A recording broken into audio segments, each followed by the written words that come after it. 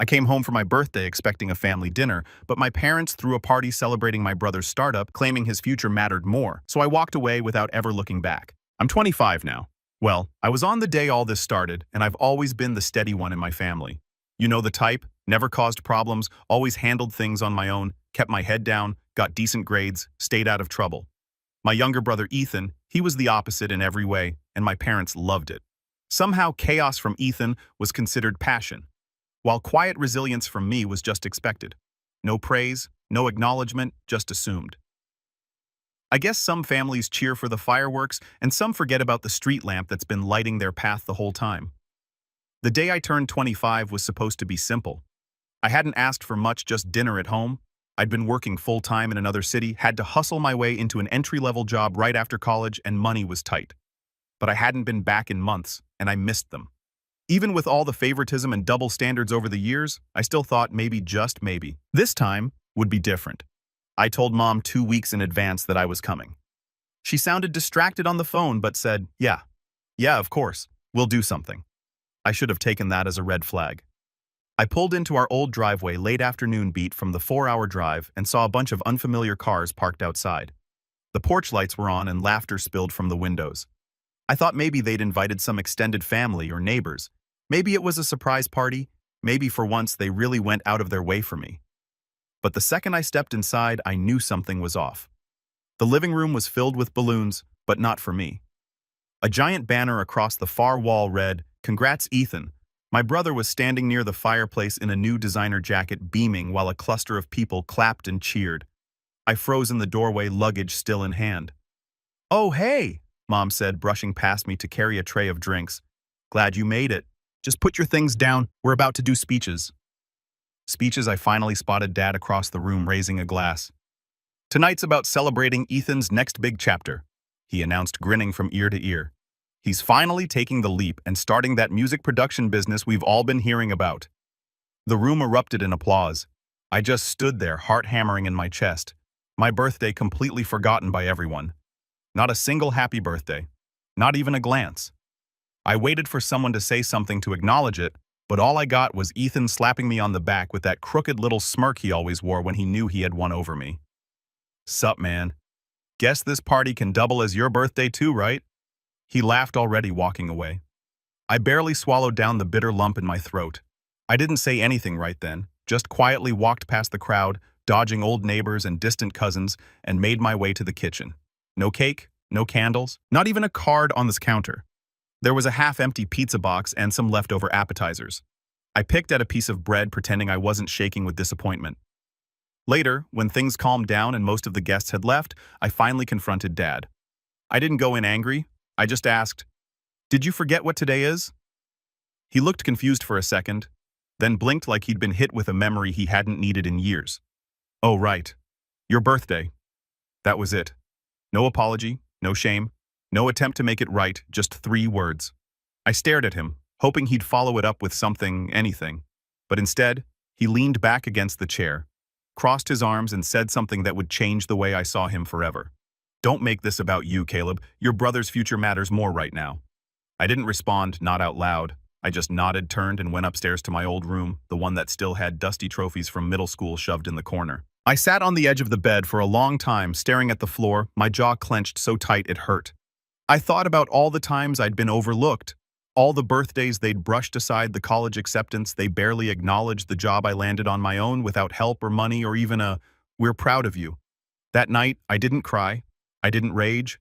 I just decided something I didn't fully understand in that moment but felt deep in my bones. I was done trying to earn their approval. I was done being the quiet one, the dependable one, the footnote in Ethan's story. From that night on, I was going to write my own story, and I wasn't going to tell them a word about it. Not yet. The next morning, I woke up to the sound of Ethan blasting music in the living room downstairs. My head throbbing, not from alcohol. God knows I didn't feel like celebrating, but from exhaustion. I barely slept. I kept replaying Dad's words over and over in my head like a broken record that got under my skin. "Don't make this about you. Your brother's future matters more." It was like a slap that didn't sting at first, but started to swell the longer I thought about it. I sat up slowly and stared at the posters still taped to my bedroom walls. Most of them were faded now old movie prints and basketball schedules I had cared about when I was 15. I used to dream in that room big dreams. College independence, my own business someday. But in this house, the only person allowed to dream out loud was Ethan. Everyone else was expected to keep things running in the background while he found himself. I walked downstairs to find him on the couch with his shoes kicked up on Mom's coffee table. He was scrolling through his phone and half singing along to some rap track playing off the Bluetooth speaker. "Yo," he said without looking up. "Dad said we're doing lunch at that new place downtown. You coming?" I blinked. "You mean for my birthday?" He smirked, eyes still on the screen. "Nah, man. He wants to celebrate locking in that investor I told you about. Dude's putting in like 10 grand up front." Investor. That word hit me sideways.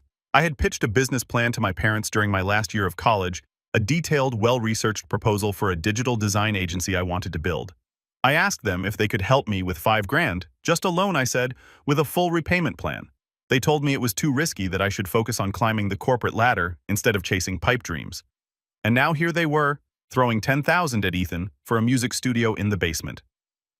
Something in my chest tightened. I didn't say anything, just nodded and walked out to the porch for air. The months that followed weren't any better. After that weekend, I returned to my small rented apartment, got back to my grind, and buried myself in work. I didn't call them, didn't visit, but the silence on their end was louder. No one reached out, not even a text to check in, not until they needed something.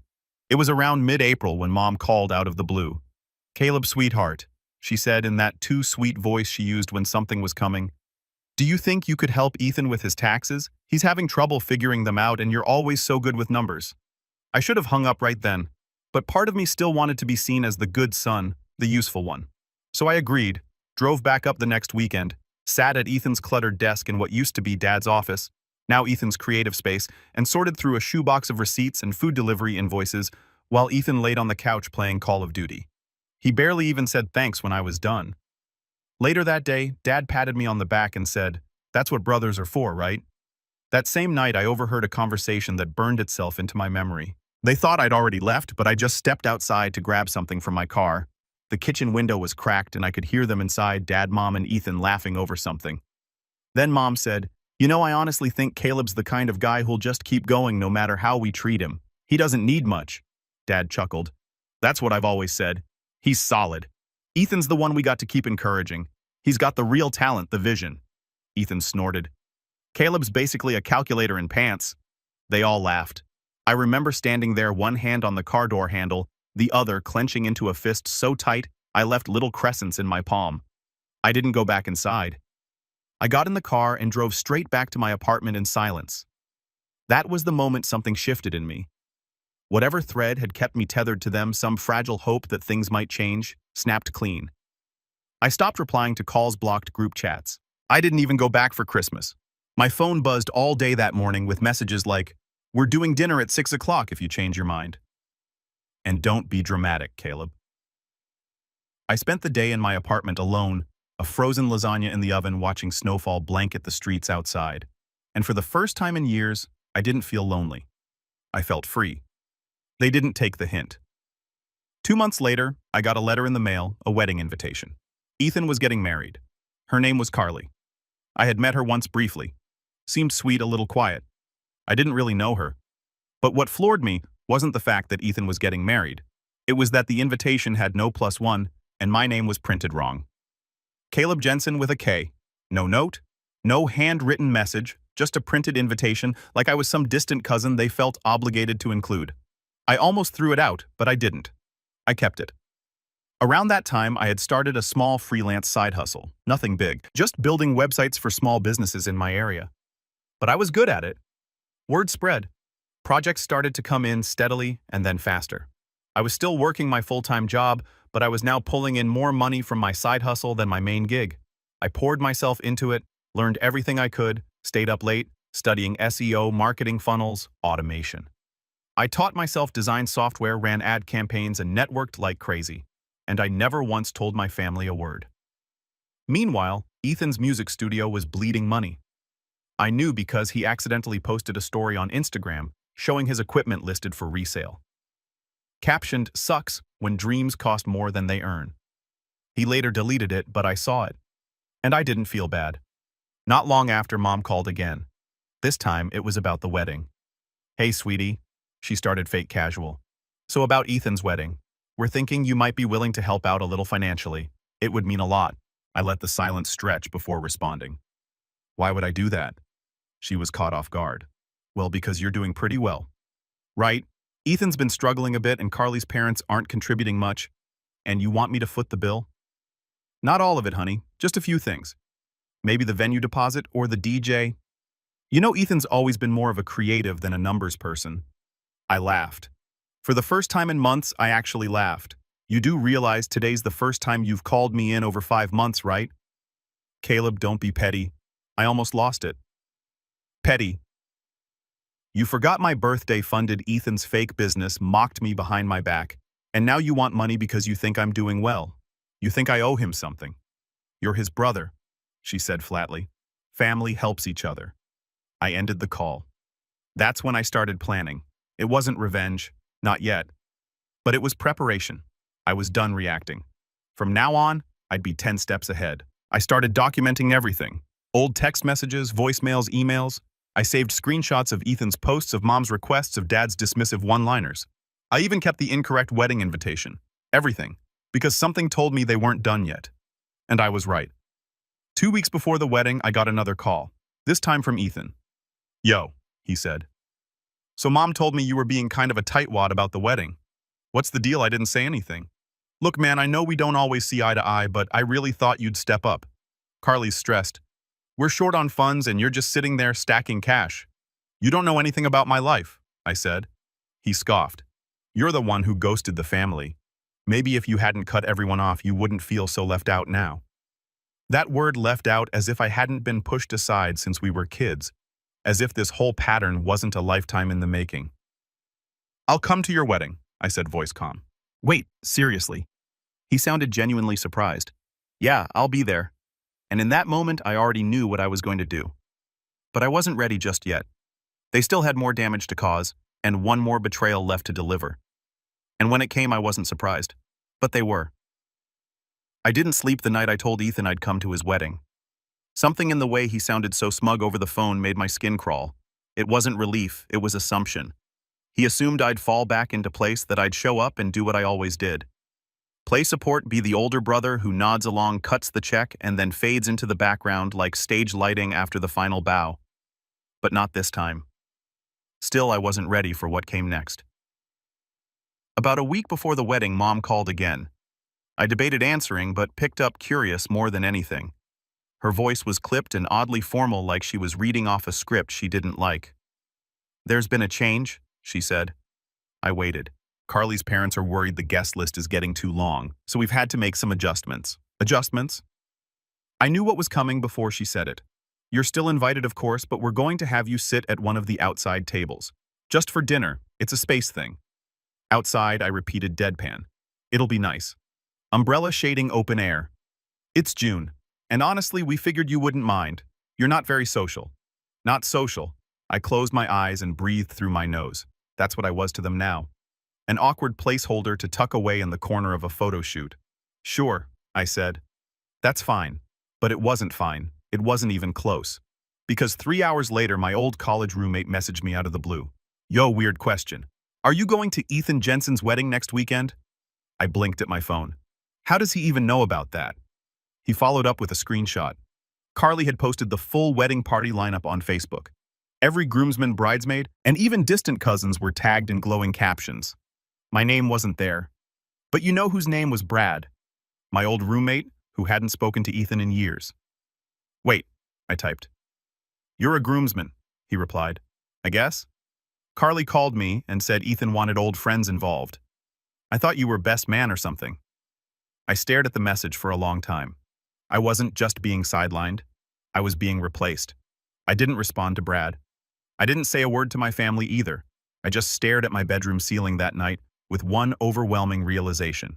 I wasn't their son. I was their tool. And like every tool they owned, they only pulled me out when they needed something fixed. That night broke something in me. It wasn't dramatic. There were no tears, no slammed doors, just a quiet unraveling. Like someone finally clipped the last frayed thread holding me to the version of myself that kept trying to be enough for them.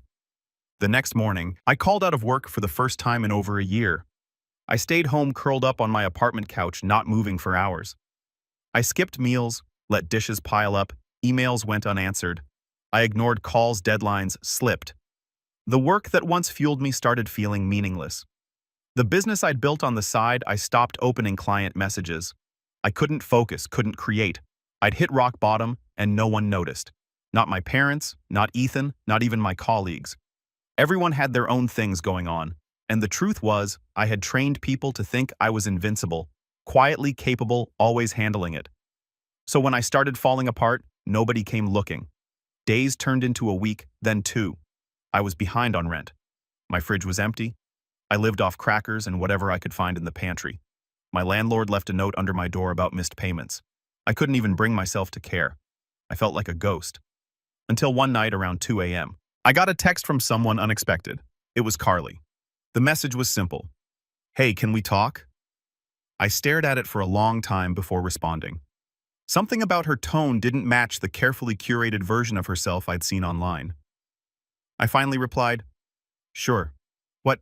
She called me right away. Her voice was low, anxious. "I know this is out of the blue," she said. "And I'm sorry, but I need to tell you something." She hesitated, then continued. "Ethan told me you offered to pay for part of the wedding, that you were helping with the venue, the DJ, and even some of the catering." I sat up. "What? That's not true. Absolutely not." There was a pause, then a sigh. I knew something was off. "He said you insisted on keeping it anonymous because you didn't want attention, but it didn't add up." Of course he did.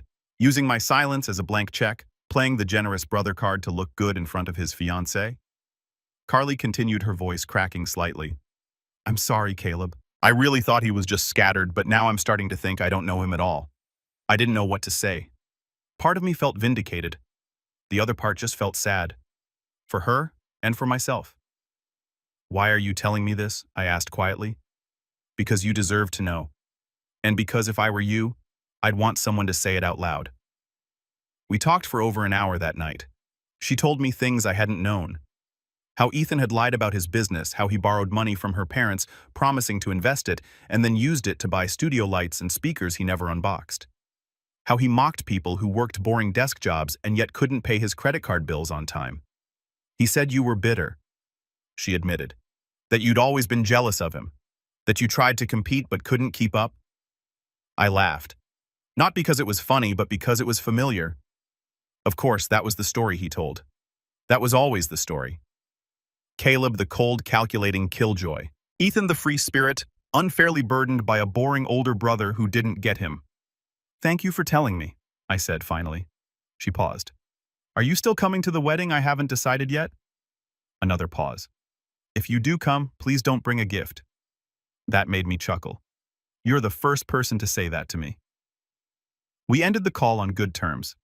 And for the first time in weeks, I felt something crack through the fog I'd been living in. Not hope, not yet, but direction. That night, I made a list. Not a revenge plan, not yet, just a list of everything I needed to do to get myself back. Reopen client messages, clear backlog, get rent current, start saving again, register the business, officially build a portfolio website, apply for that accelerator program I bookmarked. It didn't all happen at once. In fact, it was brutal at first. My motivation came in fits and starts. Some days I still sat in silence for hours, but every day I crossed off at least one thing. I started setting timers. 30 minutes of focus, then rest. Rinse, repeat. Clients started coming back. I got a referral from someone I hadn't spoken to in a year. I launched my site, built case studies, took better photos of my work, branded my service properly, designed a new logo, started an Instagram for my agency. Within a month, I had 3 retainer clients paying more than I'd ever made in a single month before. I finally paid off what I owed in rent, even replaced my broken laptop with a brand new machine. And all of it I did without a word to my family. They had no idea who I was becoming, but soon they would, because I had one last thing left on that list, and it involved showing up to the wedding. Not as the forgotten brother, but as someone they never saw coming. And the best part, they still hadn't delivered the final betrayal yet, but it was coming. And when it did, I was going to be ready. I didn't RSVP to the wedding. That was deliberate, not out of spite, not out of laziness. I wanted them to wonder, to guess, to talk about it. I wanted them to feel my absence before I ever stepped into the room, and trust me, they did. I heard through an old neighbor, Mrs. Gentry, that my mom was mildly panicking the week before the wedding. I'd run into Mrs. Gentry at the post office and, against my better judgment, made small talk. Turns out she'd been invited to the wedding and assumed I had to. They kept asking if you were coming, she said, fanning herself with a coupon flyer. Your mother told the florist you were too busy with tech stuff to help, but she looked like she'd eaten sour lemons. I smiled politely, but inside I was savoring every word. The truth was, I had been very busy. In the last month, I'd quietly built something that no one in my family knew existed. My freelance design hustle had become a legitimate company, Jensen Creative Company, with an actual LLC bank account, brand identity, and more clients than I could handle on my own. I'd even brought on 2 subcontractors, one for copywriting, one for back-end dev work. We were small, lean, and fast, the kind of operation Ethan pretended to run. Only mine actually paid people. And I didn't just stop there. I took some of that growing cash flow and invested it aggressively. Courses, SEO tools, sponsored posts. My business Instagram started gaining traction, so did my LinkedIn. A few viral tweets from industry folks brought traffic to my new website, and I started getting cold inquiries from actual startups. I was riding the wave, but I hadn't forgotten, not even close.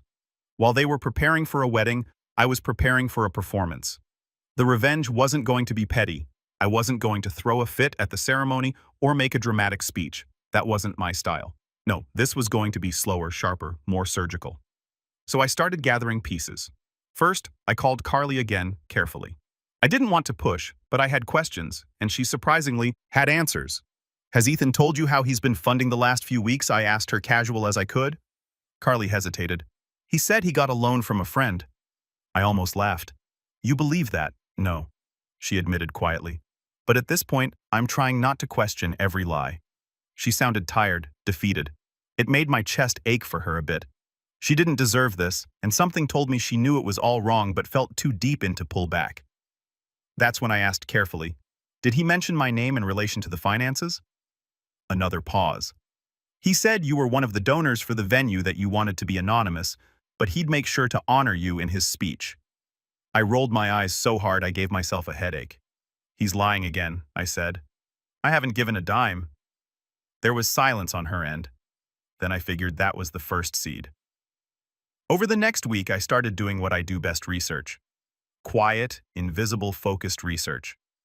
I pulled up Ethan's old studio website. It was barely functional, no portfolio, no booking system, just a few photos he'd clearly taken in one sitting to fake multiple sessions. I ran the domain through WHOIs and found it was about to expire. He hadn't even set it to auto-renew. Amateur. Next, I checked his public LinkedIn. It said he was the CEO of EJ Productions, LLC, but a quick search of the business registry, no such company existed, not in our state, not in the neighboring ones either. The guy hadn't even registered a DBA. Then came the client testimonials, clearly fake. I reverse image searched the profile photos from his site. Stock photos, every single one. He was building his dream on cardboard. I started collecting it all. Screenshots, PDFs, archive links. I even saved his Instagram stories in case he deleted them later. Posts where he bragged about clients he never had. Comments where he implied I was helping bankroll the dream. Everything was going in a folder titled for later. But I wasn't just planning to expose him. I wanted to overshadow him. So I pulled the ultimate move. I bought a booth. See, Ethan had been bragging for months about how his wedding was going to launch his brand. He was planning a little promo table at the reception for EJ Productions. Business cards, QR codes, a slideshow looping on a tablet. I knew because Carly had mentioned it once with a sigh. He thinks people will book him just because they like the cake. So I made a call. A few years back, one of my old design professors had taken a director role at a local entrepreneurship expo. It happened every July. Tons of investors, business owners, startups, press. I never had time to go. This year I made time. I told him I was ready to show off my business.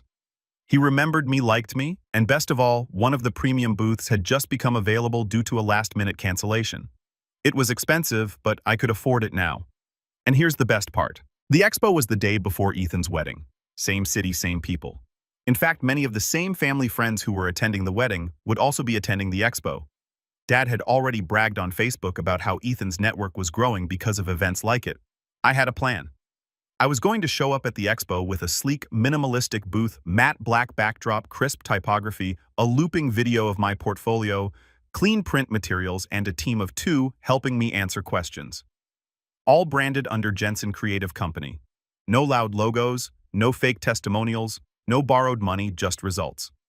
I even designed a brochure specifically for the event featuring real client results case studies and a page titled Our Founder's Journey. It included a short blurb. After years of building in silence, Caleb Jensen turned his frustration with corporate creative bottlenecks into a thriving, agile brand studio focused on elegant design and real-world results. That was the only time I mentioned myself. Let them connect the dots. Let them realize I wasn't the brother helping with invoices anymore. I was the one signing them.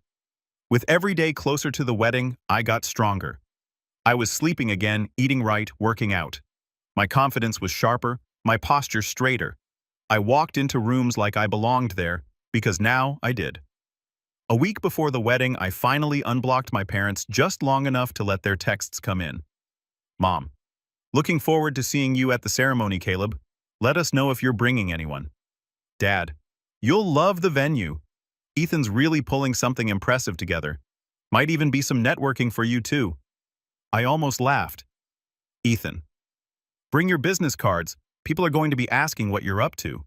They had no idea. Carly texted me the day before the wedding, just one message. If you're coming tomorrow, wear something sharp. I have a feeling people are going to be looking at you differently. I replied, they already are.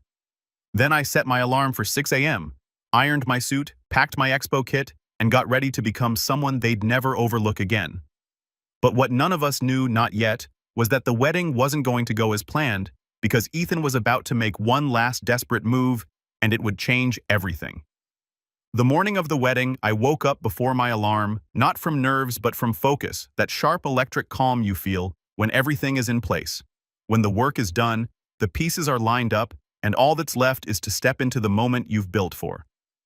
I put on the same tailored navy suit I'd worn at the expo the day before, still crisp from yesterday's success. The booth had gone better than I'd imagined. I'd printed 200 brochures, all gone within hours. 4 different business owners had asked for meetings. 1 wanted to book a full rebrand. But none of that compared to what happened around noon. I was walking back from the lunch stand when I heard my name, Caleb. I turned and found myself face to face with 2 familiar people, Mr. and Mrs. Roth, old family friends of my parents. I hadn't seen them in years. Your booth was fantastic, Mrs. Roth said, smiling. We just spoke to your partner. What you've built, it's remarkable. I blinked. Partner. She gestured behind me. I turned, and there stood Carly wearing jeans, a plain t-shirt. No makeup, just her calm, collected reel. We locked eyes, and I knew she wasn't marrying Ethan. I excused myself and walked over. She spoke first. He lied again about the venue, about the funding, about everything. My heart thudded. Did something happen? She nodded. Last night he asked me to sign something, a joint account agreement. Said it was just to help with day of logistics, but I read the fine print. I didn't speak, just listened. He was trying to get access to my inheritance, the money my grandmother left me. Told me it'd go right back into our future. She gave a dry, bitter laugh. I told him no. He blew up, said I was sabotaging him, that I was just like you. That made me pause. Like me. He said you were jealous, bitter, trying to ruin him ever since high school. I asked what he meant, and he just spiraled, called you a parasite. Said your tech startup was a joke. I raised an eyebrow. Did you tell him you were at my booth? She smiled faintly. Didn't get the chance. I packed my bags, left the ring on the counter, and walked out before dawn. There was a long silence, and then I said, do you still want to go to the wedding? She laughed. Only if I get to sit next to you. We showed up at 4 p.m. sharp. The venue was an upscale estate-style property with a massive fountain out front. Rented white folding chairs arranged in neat rows, and a live band playing something vaguely romantic. Guests were milling around dressed in linen suits and pastel gowns, sipping champagne and taking pictures under string lights.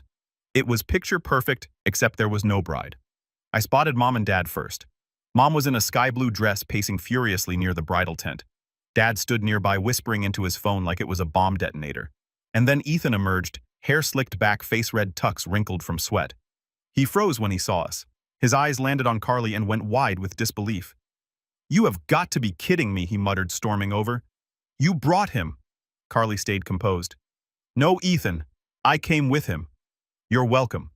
He turned to me, venom in his voice. What the hell did you say to her? I didn't blink. Nothing you didn't already prove on your own. He tried to laugh it off, looking around to see who was watching. You think this changes anything? Everyone's still here for me. They don't care about your little app or whatever it is you're doing. I shrugged. That's fine. I didn't come here for attention. Carly crossed her arms. Then he won't mind if I make an announcement, right? Before Ethan could react, she stepped onto the small raised stage near the fountain, the one where they were supposed to exchange vows. She picked up the mic and tapped it. The room went still. Hi, everyone. I just wanted to let you all know that there won't be a wedding today. And that's okay. Plans change. People change. And sometimes you find out things about someone that make it very clear they're not your future. A stunned silence fell over the guests. Carly continued, voice steady. I wish Ethan the best. I really do. But I won't be marrying someone who lies to me, manipulates my finances, or disrespects his family. And I especially won't marry someone who spent years tearing down his own brother just to feel taller. All heads turned to me. I stood still calm. Let them look. And then Carly said the final line. Oh, and by the way, if any of you are looking for an actual business to support, check out Jensen Creative Company. They had a booth at the Startup Expo yesterday. They're the real deal. Polite applause, not overwhelming, but real. Mrs. Roth clapped. So did a few others. Ethan's face was a portrait of confusion, rage, and disbelief. You set this up, he hissed, turning back to me. You poisoned her. You? No, I said, finally cutting him off. You did this to yourself. I just stopped cleaning up your messes. And then I walked away. I left before the guests started filtering out, before the aunts came over to whisper condolences, before my parents could spin it into another Caleb-caused disaster. I didn't need to see their reaction. I already knew. Later that night, I got a text from Dad. You've made your point. I didn't reply. Mom followed with you embarrassed the whole family. To that, I wrote back one line. No, I revealed the truth. You just didn't like the audience. Ethan didn't message at all, but 3 days later, I got a PayPal request from him for $3,000 labeled venue refund share. I declined it and blocked him. In the weeks that followed, everything changed. Carly moved out of her parents' place and took a job in marketing at a startup I was designing for. She and I stayed friends, not romantic, but solid real. My business doubled its revenue by the end of the summer. I bought my first office space that fall. As for my parents, they tried to call a few more times. I let them sit in voicemail. Because here's the truth, when you've spent your whole life being the quiet, reliable one, the moment you stop playing their game, it's louder than any outburst. And sometimes silence is the most deafening revenge of all, especially when it's paired with success. They used to say Ethan had the vision, but in the end, I was the one they never saw coming. And I never looked back.